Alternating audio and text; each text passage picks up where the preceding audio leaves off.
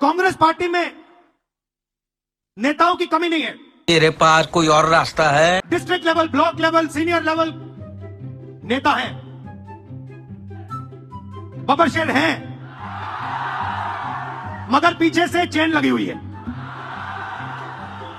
और बबर शेर बंधे हुए सब।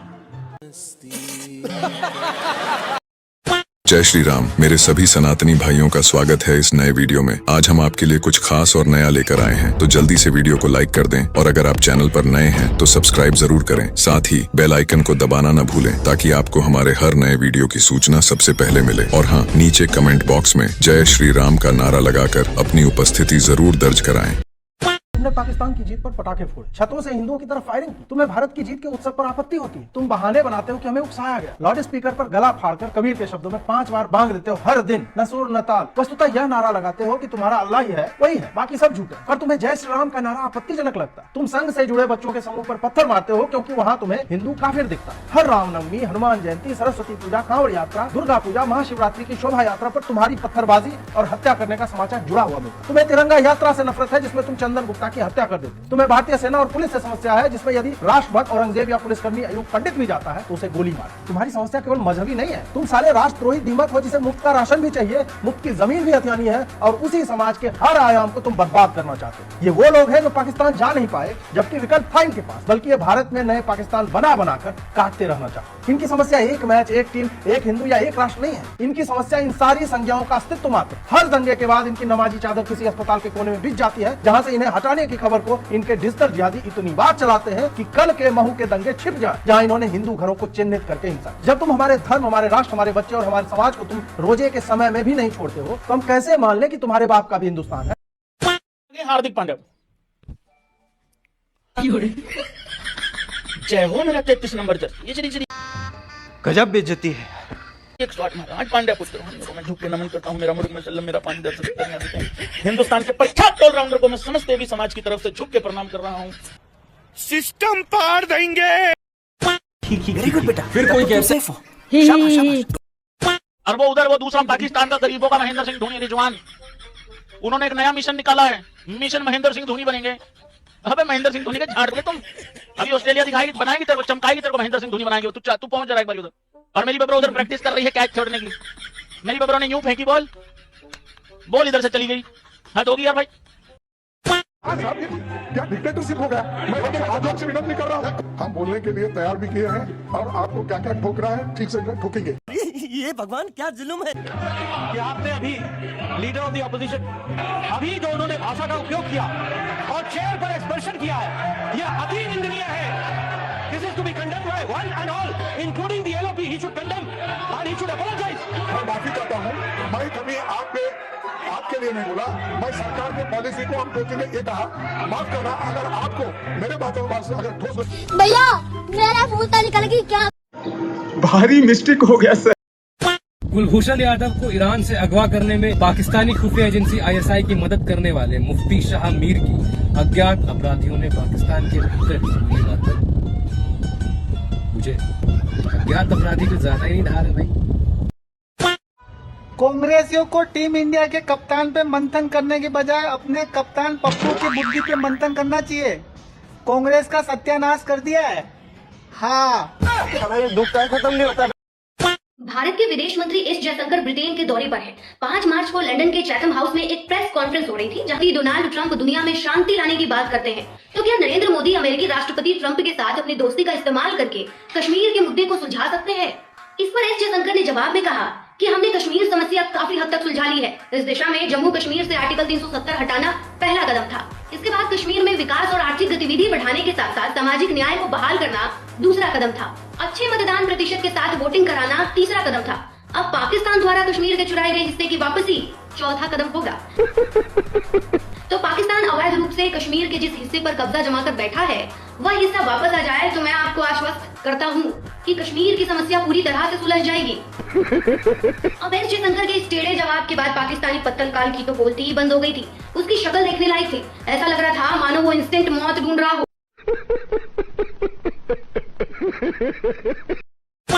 कुछ लोगों का मानना है कि मुगलों ने तो भारत को सिर्फ लूटा ही है।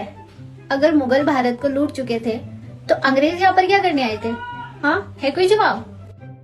है जवाब मोहतरमा, आपके लिए मेरे पास है जवाब। वो आपका हलाला करने आए थे, आप लोगों की आबादी बढ़ाने आए थे, ठीक है? ये बातें बताई नहीं जाती, नजर लग जाती है। एक समय था 1991 में राजीव गांधी ने और कांग्रेस पार्टी ने चंद्रशेखर जी की सरकार से हाथ खींच लिया था। उस समय लिक्विडिटी की अभाव थी, देश में एक त्राहिमाम की सिचुएशन बनी थी अर्थनीति में, और उस समय पहली बार हिंदुस्तान के ऊपर वो त्रासदी आई थी कि देश के सोना को 67 टन ऑफ गोल्ड इसको गिरवी रखा पड़ा था। और शंकर अय्यर जी कहते हैं कि मैं मुंबई के एयरपोर्ट में देख रहा था, चुपके चुपके गाड़ियां आ रही थी आरबीआई की और हिंदुस्तान के सोने को एयर इंडिया के एयर बस में लोड किया जा रहा था, हिंदुस्तान के बाहर भेजा जा रहा था। आप सोच के देखिए। और दूसरा हेडलाइन सभापति महोदया में पढ़ना चाहूंगा 31 मई 2024 का, RBI brings back home 100 ton of gold from United Kingdom. Narendra Modi ji के नेतृत्व में 1 लाख केजी सोना, 1 लाख केजी सोना बाहर से 2024 मई को हिंदुस्तान वापस आता है। एक ने, यूपीए ने भारत मां के सोने को गिरवी रखा, हमारी मां के सोने को गिरवी रखा, और दूसरे लल्ला ने, हमारे नरेंद्र मोदी ने अपने मां को अलंकृत किया। ये होता है। लगातार जब चीजें घूम फिर के आपकी एजुकेशन पर अटक जाती है और लगातार विपक्ष ये बोल रही है कि जिनकी खुद की क्वालिफिकेशन नहीं है वो क्या लोगों के लिए सोचेंगे, इसको My qualification is I used to be a cricket player and I played a good cricket. My qualification is I used to be a cricket player and I played a good cricket. और कुछ लोग कहते हैं 9th fail, नहीं, हम 9th पास हैं। Well, India versus New Zealand finals के दौरान सबसे ज्यादा अगर किसी ने लाइमलाइट लूटी है तो वो है चहल के साथ कल एक नई हसीना दिख रही हैं जिनका नाम महवाश खान है। अब्बू का नाम समीर खान है, वालिदा का नाम जिया खान है, रेडियो जॉकी है, यूट्यूबर है, 5 वक्त नमाजी है, 28 वर्षीय है। अभी कोई ऑफिशियल अनाउंसमेंट नहीं है, पर हो सकता है कि अब्दुल को जल्दी उनके नए जिया जी मिलने वाले हों। Let's see, like you can say just wait and watch. इस बार का मैच है ना, हमारा ही टीम जीतेगा इंशाअल्लाह। भाई अल्लाह को बीच में क्यों लाते हो? हाल ही में विराट कोहली ना उज्जैन महाकाल मंदिर से होके आए हैं, गलती से महाकाल का नाम लेके मैदान पे उतर गए ना तो जीतना तो दूर की बात, खेल भी नहीं पाओगे। दोस्तों, उत्तर प्रदेश के लोगों को सुविधाएं तो चाहिए अमेरिका, इंग्लैंड और जापान वाली, मगर उनको नेता चुनना है ढोंगी, अनपढ़। तो भाई सोच बदलो, तब देश बदलेगा। वाह, आज ये लोग भी फिर से यूपी की जनता को बदनाम कर रहे हैं ये बोलकर कि यूपी की जनता चाहती है सुविधा अमेरिका, इंग्लैंड और जापान जैसी, जिनके सरकार में कभी बहू और बेटियां 8 बजे के बाद घर से निकलना सुरक्षित महसूस नहीं करती थी। वो बताएंगे कि यूपी की जनता ने एक ढोंगी और अनपढ़ नेता चुना है।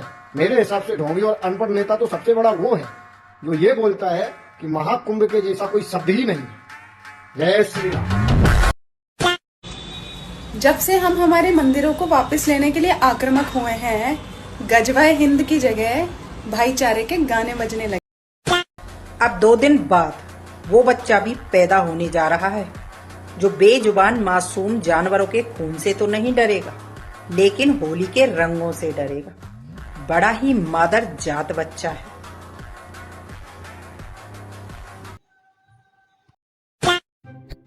राहुल गांधी गुजरात जा रहे थे।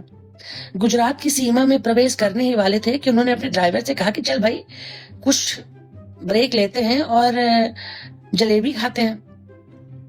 गुजरात में जलेबी की फैक्ट्रियां मिले ना मिले, तो ड्राइवर ने एक ढाबे में स्टे लिया। राहुल गांधी ने जैसे ही वहां सबको खाना खाते देखा, आंख बबूला हो गए। वहां जो लॉरी के ड्राइवर थे, ट्रक ड्राइवर थे, वो सब खाट में बैठ के अपना खाना खा रहे थे। राहुल गांधी बोले, ये है मोदी का गुजरात मॉडल, ये मुद्दा मैं पार्लियामेंट में उठाऊंगा, मोदी को एक्सपोज करूंगा, मोदी के गुजरात मॉडल को एक्सपोज करूंगा कि मोदी राज में गुजराती सीमेंट की रोटी खाने के लिए मजबूर हो गए हैं। तभी सारे के सारे लॉरी ड्राइवर खड़े हुए और हाथ जोड़कर कहा, अरे बावले, ये बाजरे की रोटी है। मेरा बोलना है, हम बोलने के लिए तैयार भी किए हैं और आपको क्या क्या ठोकना है ठीक से ठोकेंगे। लेकिन सर, आप बहस आपस में करेंगे। आपसे उम्मीद करता हूं कि आप बातचीत में आप बड़े अनुभवी हैं, आपसे लोग सीखेंगे।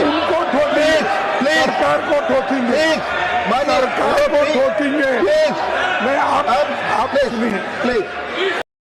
अरे यार, तुम्हें अंधेरे से इतना डर लगता है ना, तो हनुमान चालीसा पढ़ा करो। हनुमान चालीसा पढ़ने से ना सारे डर दूर हो जाते हैं।